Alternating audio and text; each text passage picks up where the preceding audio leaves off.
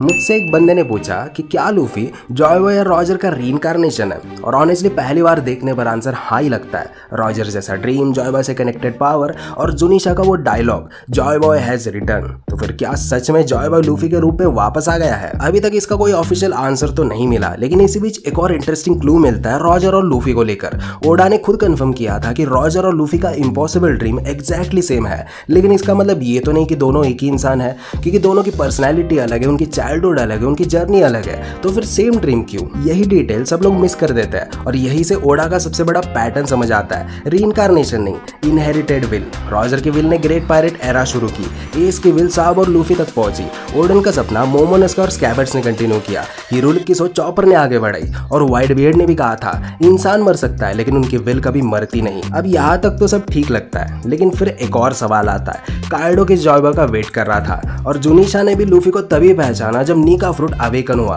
तो फिर क्या जॉय बॉय किसी सोल का नाम है या फिर किसी रोल का?